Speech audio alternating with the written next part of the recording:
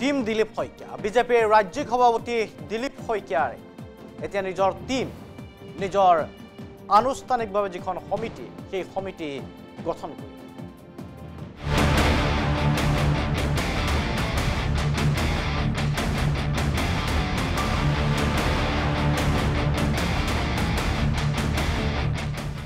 আৰু ২৬ৰ বিধানসভা নিৰ্বাচনৰ বাবে আনুষ্ঠানিকতা আৰম্ভ কৰিছে বিজেপি যুৱ নেতাক অগ্ৰাধিকাৰ দি গঠন কৰিলে ৰাজ্যিক পূৰ্ণাংগ সমিতি এই নতুন সমিতিত ১০ গৰাকী উপসভাপতি ৪ গৰাকী সাধাৰণ সম্পাদক ১০ গৰাকী যুৱ নেতাক সম্পাদকৰ দায়িত্ব অৰ্পণ কৰা হ'ব সলনি হ'ল মুখপাত্ৰ আৰু মিডিয়া আহ্বায়ক প্ৰদেশ বিজেপিৰ সভাপতি দিলীপ শইকীয়াই ঘোষণা কৰিলে নতুন বিষয়ববীয়া নাম ঘোষণা কৰিলে প্ৰাক্তন সভাপতি ভৱেশ কলিতা টিমৰ গৰিষ্ঠ সংখ্যককে একাষৰীয়া কৰা হ'ল আৰু তাৰ পাছত দিলীপ শইকীয়াই নতুন টিম গঠন কৰিলে পূৰ্বৰ কেইগৰাকীমান নেতা যদিও আছে নতুন সমিতি কিন্তু বেছিভাগে এতিয়া নতুন মুখ আৰু নতুন কৰ্মোদ্যমেৰে ২৬ নিৰ্বাচনৰ বাবে নিজৰ এটা টিম গঠনৰ যোজা চলাইছিল দিলীপ শইকীয়া আৰু দিলীপ শইকীয়াৰ টিম এতিয়া সাজু হৈ উঠিছে ইয়াৰ পাছত যিসমূহ মৰ্চা থাকিব ধৰক মহিলা মৰ্চা যুৱ মৰ্চা এই মৰ্চাসমূহৰ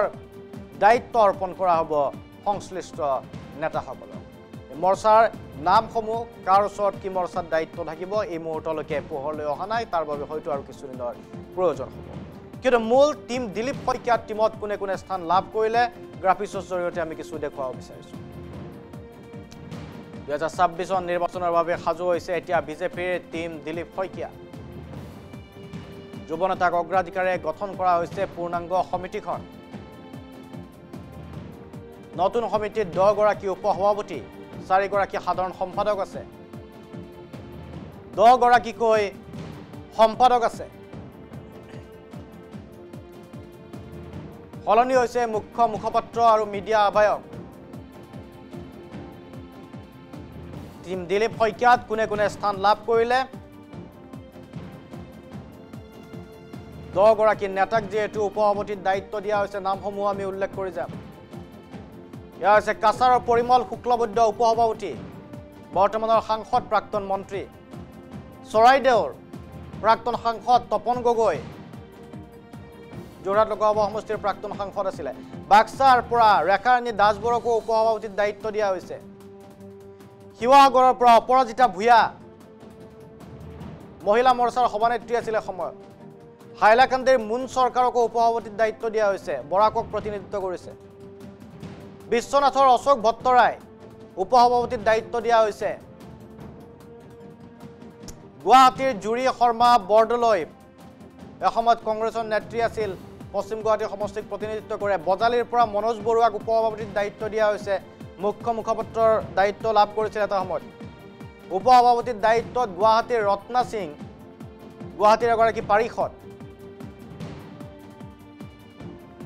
অন্য নেতৃত্ব সম্পৰ্কীয় আমি আপোনাক নামবোৰ জনাই যাব বিচাৰিছোঁ আমাৰ সতীৰ্থ সহযোগী সম্পাদক জুঞ্জুৰি দত্ত বৰাৰ ওচৰলৈকে জুঞ্জুৰি দত্ত বৰা টিম দিলীপ শইকীয়াৰ নতুন সমিতি ইতিমধ্যে পোহৰলৈ আহিছে আৰু এই নতুন সমিতিক লৈয়ে আগবাঢ়িব পৰৱৰ্তী সময়ত ২৬ নিৰ্বাচনলৈকে দুটা তিনিটা কথা স্পষ্ট APCCৰ সভাপতি গৌৰৱ গগৈক দায়িত্ব দিয়া হৈছে আৰু গৌৰৱ গগৈয়ে এখন নতুন সমিতি গঠনৰ যোজা চলাই আছে আৰু তাৰ পূৰ্বেই বিজেপি এতিয়া অধিক সক্ৰিয়ভাৱে দিলীপ শইকীয়াই নতুন সমিতিৰ নাম ঘোষণা কৰিছে প্ৰাক্তন যি সভাপতি আছিল ভৱেশ কলিতা টিমৰ সৰহসংখ্যকে নাই বুলি কোৱা হৈছে কি ধৰণে আপুনি আলোকপাত কৰিছে দৃষ্টিপাত কৰিছে কোনে কোনে পূৰ্বৰ বিষয়ববীয়াই পদ হেৰুৱালে সাধাৰণ সম্পাদক আমি দীপ্তিৰঞ্জন শৰ্মা আগত আছিল এইবাৰো দেখিবলৈ পোৱা গৈছে পল্লৱ লোচন দাস এইবাৰো আছিল মেজৰ চেঞ্জেছ কি হ'ল সাল সলনি নিশ্চয় শান্তনু মহন্ত ক'ব লাগিব যে ২০২৬ চনৰ যি বিধানসভা নিৰ্বাচন সেই বিধানসভাৰ নিৰ্বাচনৰ সন্মুখত ৰাখি গঠন কৰা হৈছে টিম দিলীপ শইকীয়া প্ৰকৃততে দিলীপ শইকীয়াৰ টিমত কোন আছে ইতিমধ্যে আপুনি উপসভাপতিসকলৰ কথা ক'লে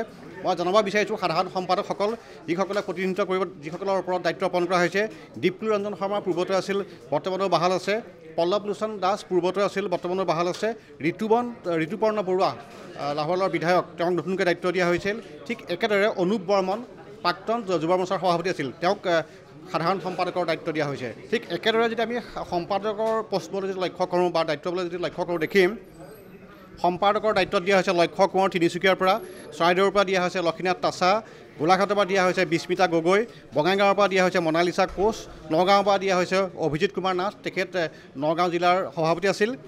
উত্তৰ গুৱাহাটীৰ পৰা উত্তৰ কামৰূপৰ পৰা দিয়া হৈছে ৰাতুল শৰ্মা, লখিমপুৰৰ পৰা দিয়া হৈছে মহেশ দেউৰী, যোৰহাটৰ পৰা দিয়া হৈছে সিদ্ধাংকু অংকুৰ বৰুৱা, তেওঁ যুৱ মৰ্চাৰ সভাপতি আছিল পূৰ্বতে।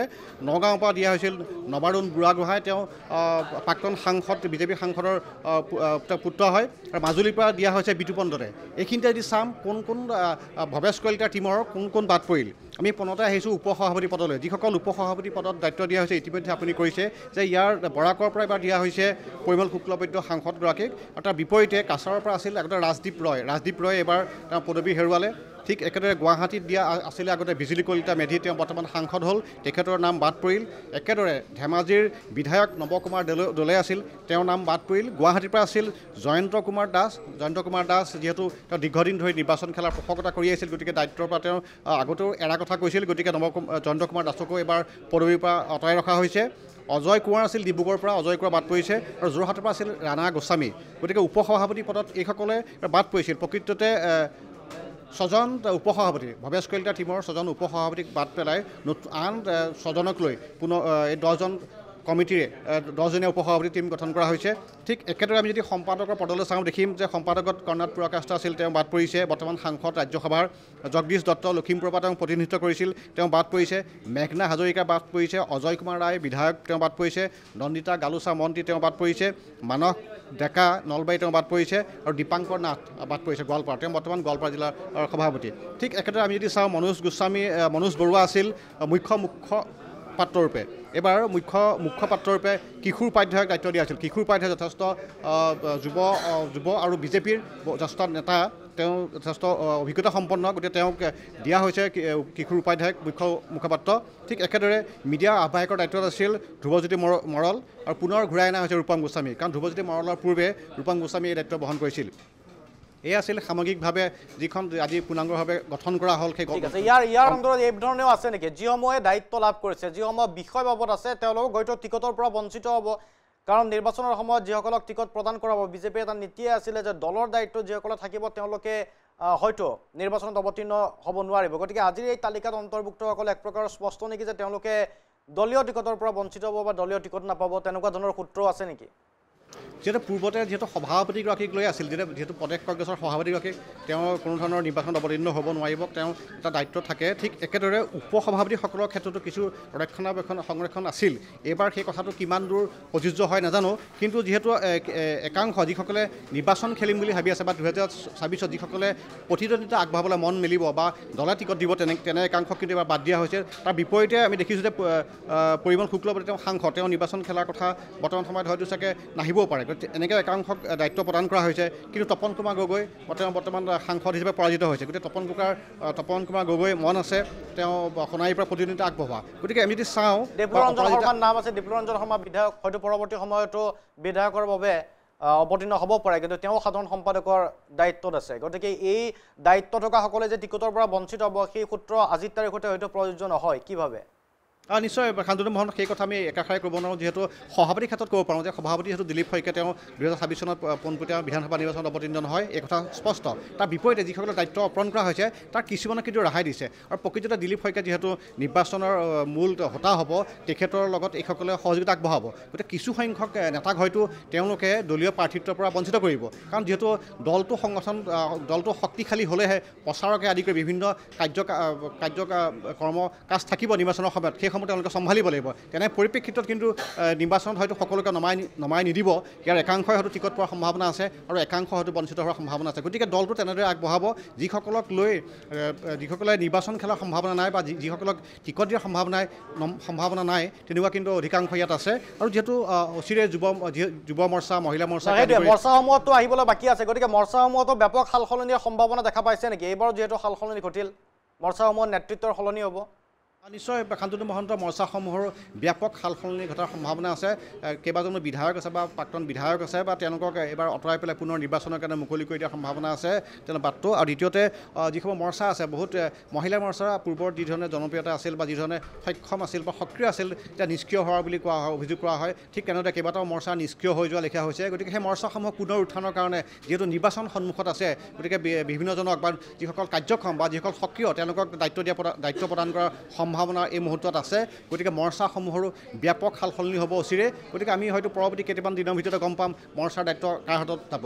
শান্তনু মহন্ত IT চেল আৰু ছ'চিয়েল মিডিয়াৰ ওপৰতো বিশেষ গুৰুত্ব প্ৰদান কৰে বিজেপিৰ IT চেলক লৈ বিভিন্ন ধৰণৰ আচলতে মতামতে আছে, বাগধাৰাই আছে। গতিকে এইবাৰ IT চেলৰ দায়িত্ব কাক দিয়া হৈছে, কোনে কি ধৰণে কি নীতি লৈ আগবাঢ়িব? নিশ্চয় শান্তনু মহন্ত মই পৰৱৰ্তী যিখন লিষ্ট আছিলে তেওঁ সেইবোৰ ক'ব বিচাৰিছোঁ। যিহেতু কোষাধ্যক্ষ ৰূপে ৰাজকুমাৰ শৰ্মাক দায়িত্ব প্ৰদান কৰা হৈছিল, তেওঁ দীৰ্ঘদিন ধৰি কোষাধ্যক্ষ আছিল। সেই কোষাধ্যক্ষ তেওঁৱে আছে। কিন্তু এইখিনিতে এটা পৰিৱৰ্তন আহিছে, যুটীয়া কোষাধ্যক্ষ দিয়া হৈছে প্ৰথমবাৰৰ বাবে যুটীয়া কোষাধ্যক্ষ। গতিকে যুটীয়া কোষাধ্যক্ষৰ দায়িত্ব দিয়া হৈছে নাৰায়ণ ডেকাক। গতিকে নাৰায়ণ ডেকাক এবাৰ যুটীয়া কোষাধ্যক্ষৰ দায়িত্ব দিয়া হৈছিল। কিন্তু পুনতে এটা কথা ওলাই আছিল যে এইবাৰ ৰাজকুমাৰ শৰ্মাক কোষাধ্যক্ষ পদৰ পৰা আঁতৰাই বিত্ত বিভাগৰ উপদেষ্টা হিচাপে নিয়োগ কৰাৰ সম্ভাৱনা আছিল। কিন্তু মূৰকত কোষাধ্যক্ষ হিচাপে ৰাজকুমাৰ শৰ্মাকে ৰাখিলে। তাৰ বিপৰীতে কিন্তু যুটীয়া কোষাধ্যক্ষ নিয়োগ কৰিলে নাৰায়ণ ডেকাক। কাৰ্যালয় সম্পাদক হিচাপে দিয়া হৈছিল সুশান্ত বিশ্বাস, যিগৰাকী বৰ্তমানো আছিলে। আৰু এখেতকো এটা আঁতৰোৱাৰ এটা সম্ভাৱনা আছিল, যিহেতু তেখেতে দীৰ্ঘদিন ধৰি আছিলে আৰু তেওঁ নিৰ্বাচন খেলাৰ মন আছিল। গতিকে যিহেতু কাৰ্যালয় সম্পাদক যথেষ্ট দায়িত্ব বা গধুৰ, তেনে ক্ষেত্ৰত অন্য এগৰাকীক দায়িত্ব দিব বিচাৰিছিল আৰু তেওঁ নিজেই বিধানসভাত অৱতীৰ্ণ হ'ব বিচাৰিছিল। কিন্তু মূৰকত সুশান্ত বিশ্বাসৰ ওপৰতে দায়িত্ব অৰ্পণ কৰিলে। ঠিক একেদৰে আমি ছ'চিয়েল মিডিয়ালৈ যদি আহোঁ, ছ'চিয়েল মিডিয়া তত্ত্বাৱধায়ক হিচাপে দায়িত্ব দিয়া হৈছিল বিশ্বজিৎ খাউণ্ট মাজুলীৰ। তেখেত যথেষ্ট দায়িত্বশীল ব্যক্তি আৰু ছ'চিয়েল মিডিয়া সন্দৰ্ভত যথেষ্ট জ্ঞান আছে। গতিকে তেখেতক দায়িত্ব প্ৰদান কৰিছিল। মই ভাবোঁ যে ছ'চিয়েল মিডিয়াই বিজেপিৰ ছ'চিয়েল মিডিয়া টীম অধিক অগ্ৰসৰ হ'ব। ঠিক একেদৰে IT তত্ত্বাৱধায়ক হিচাপে দায়িত্ব দিয়া হৈছিল ডাক্তৰ মৃগাংক তালুকদাৰ নলবাৰী। আৰু গতিকে এনেদৰে বিজেপিয়ে এই সমগ্ৰ টীমটো তেওঁলোকে প্ৰস্তুত কৰিছে। যিহেতু 32জনীয়া দল আৰু প্ৰথমবাৰৰ বাবে এইবাৰ টীম দিলীপ শইকীয়াত 4জন সাধাৰণ সম্পাদক অন্তৰ্ভুক্ত কৰা হৈছিল। ইয়াৰ পূৰ্বতে ভৱেশ কলিতাৰ টীমত 3জন সাধাৰণ সম্পাদক আছিল। এটা কথা ওলাই আছিল যে এইবাৰ যিহেতু 4জন সাধাৰণ সম্পাদক থাকিব, তাৰে এজন যিহেতু কাছাৰ বা বৰাকৰপৰা হোৱাৰ সম্ভাৱনা আছিল। কিন্তু মূৰকত আমি দেখা গ'ল যে কলিয়াবৰ, বিশ্বনাথ, ডিব্ৰুগড় আৰু নলবাৰীৰ ভিতৰতে এই পদবীটো সীমাবদ্ধ ৰাখিলে। গতিকে আমি পৰৱৰ্তী সময়ত আমি গম পাম মৰ্চাসমূহত কেনেকুৱা ধৰণৰ সালসলনি ঘটে। ঠিক আছে, ধন্যবাদ জ্ঞাপন কৰিছোঁ জুঞ্জলি দত্তবৰুৱা আপোনাক এই মুহূৰ্তত। আৰু নিখনদেশে টীম দিলীপ শইকীয়াক লৈ চৰ্চা চলিছে ৰাজ্যৰ ৰাজনীতিত। বিজেপিৰ অন্তৰ্মহলতো মৰ্চাসমূহত কি ধৰণৰ সলনি হয় তাৰ বাবে কিছুদিন অপেক্ষা কৰিব লাগিব। সন্মুখত 26 চন নিৰ্বাচন। এতিয়া টীম দিলীপ শইকীয়াৰ নেতৃত্বত বিজেপিৰ দলীয় নেতা কৰ্মীয়ে কি ধৰণে আগবাঢ়ে সেয়া পৰৱৰ্তী সময়ত স্পষ্ট হ'ব। তাৰ পূৰ্বে আপোনালোকে দেখিছে কোনে কি দায়িত্বত আছে। উপসভাপতিৰ দায়িত্ব বিশ্বনাথৰ অশোক ভট্টৰক দিয়া হৈছে। গুৱাহাটীৰ পৰা জুৰি শৰ্মা বৰদলৈ উপসভাপতিৰ দায়িত্ব লাভ কৰিছে। বজালীৰ মনোজ বৰুৱাই উপসভাপতিৰ দায়িত্ব লাভ কৰিছে। 26 চন নিৰ্বাচনৰ বাবে সাজু হৈছে বিজেপিৰ টীম দিলীপ শইকীয়া। আজি কাৰ কাৰ নাম ঘোষণা হ'ল, সম্পূৰ্ণ তালিকা আমি আপোনালোকক দেখুৱাইছোঁ গ্ৰাফিক্সৰ জৰিয়তে। নতুন কমিটিত 10জন উপসভাপতি, 4জন সাধাৰণ সম্পাদকক দায়িত্ব। 10গৰাকী যুৱ নেতাক অৰ্পণ কৰা হৈছে সম্পাদকৰ দায়িত্ব। সলনি হৈছে মুখ্য মুখপাত্ৰ, মিডিয়া আহ্বায়কো।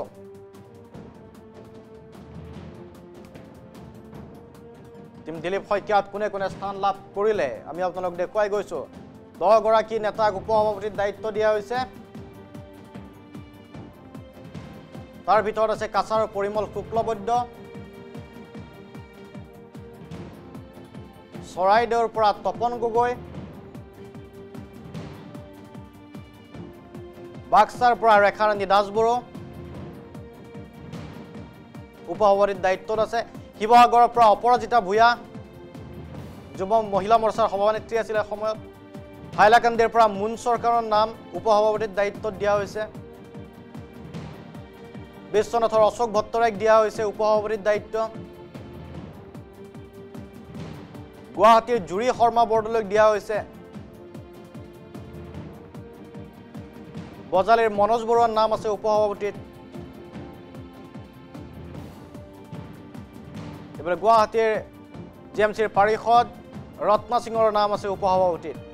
কলিয়াবৰৰ দীপ্ৰৰঞ্জন শৰ্মা সাধাৰণ সম্পাদকৰ দায়িত্বত এই দায়িত্ব পূৰ্বেও বহন কৰিছিল দীপ্ৰৰঞ্জন শৰ্মাই বিশ্বনাথৰ পল্লৱ লোচন দাসকো সাধাৰণ সম্পাদকৰ দায়িত্ব দিয়া হৈছে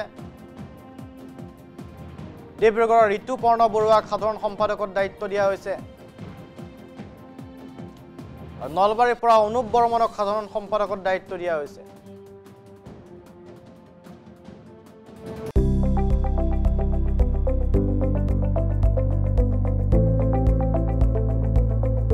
NB News, সহজ সৰল ভাষাত নৱভাৰতৰ কথা।